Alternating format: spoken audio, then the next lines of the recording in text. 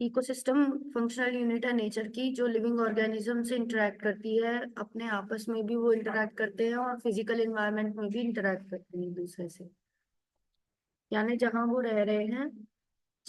रह रहे हैं उसकी हैबिटेट की कंपोनेंट से इंटरेक्ट करता है लिविंग ऑर्गेनिज्म, और अपने जैसे और ऑर्गेनिज्म से इंटरेक्ट करता है।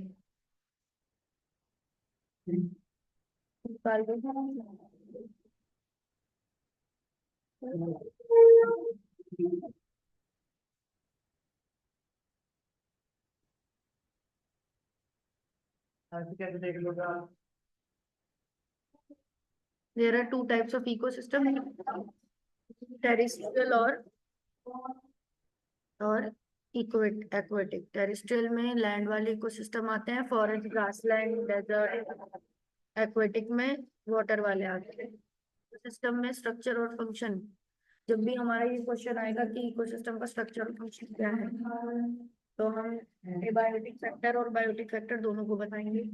उसकी स्पीशीज की कंपोजिशन, उसकी लेयरिंग, वर्टिकल डिस्ट्रीब्यूशन यानी उसकी लेयरिंग, यानी हर्ब्स हैं, श्रब्स हैं या ट्रीज हैं, क्या क्या है। पॉन्ड एक इकोसिस्टम है, उसमें हम क्या बता सकते हैं, उसमें भी इसी तरह से हमें बायोटिक और एबायोटिक बताने पड़ेंगे। पॉन्ड में वाटर एबायोटिक होगा, जिसमें सारी इनऑर्गेनिक ऑर्गेनिक चीजें मिली रहे। सॉइल बॉटम का होगा, सोलर एनर्जी एनर्जी का सोर्स होगा। बायोटिक कंपोनेंट में तीन आएंगे, ऑटोट्रॉफ, हेटरोट्रॉफ और डीकम्पोजर्स। ये पॉन्ड का डायग्राम है। डिफरेंट एस्पेक्ट इकोसिस्टम के चार याद रखने हैं: प्रोडक्टिविटी, डिकम्पोजिशन, एनर्जी फ्लो और न्यूट्रिएंट साइक्लिंग। ये हमें पता होने चाहिए। अगर क्वेश्चन आ जाए फंक्शन ऑफ इकोसिस्टम बताओ, तो यही हमें बताने हैं। क्लियर?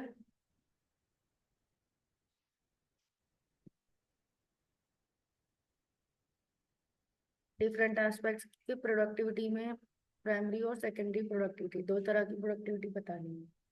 प्राइमरी में प्रोड्यूसर वाली आती है और सेकेंडरी में कंज्यूमर वाली।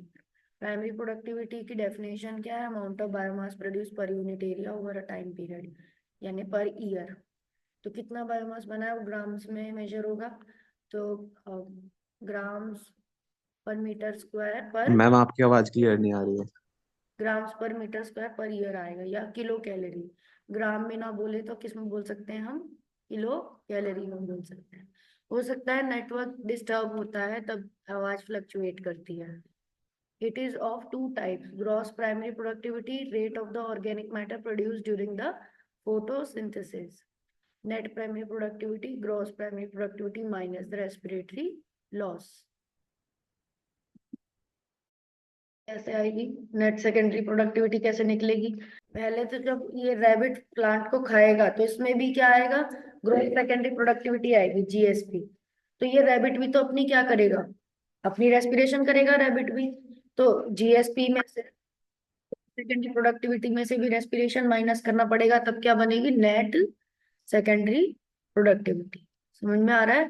Food eaten minus energy in use हो गई, जो फीसस में वेस्ट निकल गया जो, ठीक है, और रेस्पिरेशन भी माइनस कर दिया, तो उससे क्या बनी इसकी?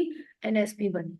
जैसे ये फ्लावर वाला ये खा गया, ये प्लांट खा गया, फिर एनर्जी इसने अपनी सेलुलर एक्टिविटी के लिए यूज करी, इस रैबिट ने तो रेस्पिरेशन करी और वेस्ट भी रिलीज करा। तो इससे एनएसपी कैसे बनेगी? इसकी ग्रॉस सेकेंडरी प्रोडक्टिविटी, जो पौधा खाया है उससे रेस्पिरेशन को माइनस करने पर। Secondary productivity, rate of formation of new organic matter by the consumer is called secondary productivity. कितना न्यू ऑर्गेनिक मैटर बना रहा है ये रैबिट? कंज्यूमर है ये रैबिट, प्राइमरी कंज्यूमर है। तो ये कितनी अपनी बायोमास बना रहा है, उसको सेकेंडरी प्रोडक्टिविटी बोलते हैं। उसका रेट पर ईयर, मतलब टाइम के हिसाब से। रेट कहीं पे भी लगता है तो किससे डिवाइड करते हैं? टाइम से। डिकम्पोजिशन, अब तुम देख रहे हो फॉरेस्ट फ्लोर है, उसमें फंगस उग रही है, मशरूम्स उग रहे हैं। इनका क्या काम होता है? जब भी कुछ भी मिट्टी के जो भी ऑर्गेनिक मैटर मिट्टी में पहुंचे हैं, मिट्टी की लेयर, उसमें क्या होंगे? फंगस होंगे, कहीं पे बैक्टीरिया होंगे। तो यानी अब कैटाबोलिज्म के वक्त वो फंगस बैक्टीरिया क्या करेंगे? उस ऑर्गेनिक मैटर को अपने अंदर लेंगे और उसे ब्रेक डाउन करेंगे अपनी इंजाइम से। कैटाबोलिज्म जहाँ पे भी आता है, यानी इंजाइम का रिएक्शन। तो कैटाबोलिज्म में एंजाइम का रिएक्शन होता है। सबसे पहले तो बड़ी बड़ी चीजें छोटे में पार्ट्स में टूटी, फिर लीचिंग हुई यानी पानी में घुल के वो नीचे लेयर्स तक पहुंची जो जो घुल सकती थी। और अब कैटाबोलिज्म हो रहा है माइक्रो ऑर्गेनिज्म के अंदर, फिर ह्यूमिफिकेशन होगा। मतलब ऐसे ऐसा मैटर इकट्ठा हो जाएगा, जो जो माइक्रोब खा सकते थे वो तो उन्होंने अपने अंदर ले लिया, पर ऐसी भी कुछ चीजें होंगी जो बहुत कॉम्प्लेक्स हैं, जो माइक्रोब के अंदर जा ही नहीं सकती हैं। वो बहुत रेजिस्टेंट भी हैं, तो उनकी साइज बहुत बड़ी बड़ी है। जैसे लकड़ी में तो लिग्निन भी होगा, सबरिन भी होगा। अगर कोई लकड़ी यहाँ पे पड़ी हुई है बहुत सारी, तो इसमें तो कुछ ऐसे मैटर भी होंगे जो कि माइक्रोब ले ही नहीं सकते, उनके अंदर उनकी एंजाइम ही नहीं है। तो क्या होगा, उनकी ह्यूमस बनेगी, उन चीजों का क्या बनेगा, ह्यूमस बनेगा, ह्यूमिफिकेशन होगी। अमॉर्फस ऐसा सब्सटेंस बनेगा जो नॉन बायोडिग्रेडेबल है, जो मतलब बायोडिग्रेडेबल तो है, बहुत स्लो है। मतलब होगा तो सही पर बहुत टाइम लगेगा उसको। मिनरलाइजेशन फाइनली क्या होता है, ह्यूमस अब जो बहुत बहुत साल बाद ह्यूमस जो पिघल पिघल के अब अपनी धीरे धीरे वो इतना इस लेवल पे आ गया है कि अब वो मिनरल्स बना सकता है। तो लास्ट स्टेप होती है मिनरलाइजेशन के, अब ह्यूमस भी पिघल चुका है, अब ह्यूमस में से भी मिनरल्स निकल चुके हैं। तो ये एक के बाद एक होने वाली स्टेप्स है। Breakdown of complex organic matter inorganic substance like CO2 water nutrient, इसी को क्या कहते हैं, decomposition. Remain of organism are called detritus. जो भी ऐसे डिकम्पोज मैटर पे खाते हैं जिन उनको, तो जो भी डेड मैटर है उसे क्या बोला जाता है, डिट्राइटस बोला जाता है।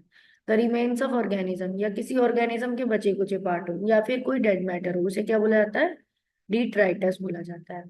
और डिकम्पोजिशन के जो स्टेप्स हैं वो क्या है, फ्रेगमेंटेशन है, लीचिंग है, कैटाबोलिज्म जो भी बताई मैंने आपको, ह्यूमिफिकेशन और मिनरलाइजेशन। इतनी सारी, ये आपको जब भी इस पे क्वेश्चन आएगा स्पेशली डिकम्पोजिशन पे, तो स्टेप्स बताने पड़ेंगे।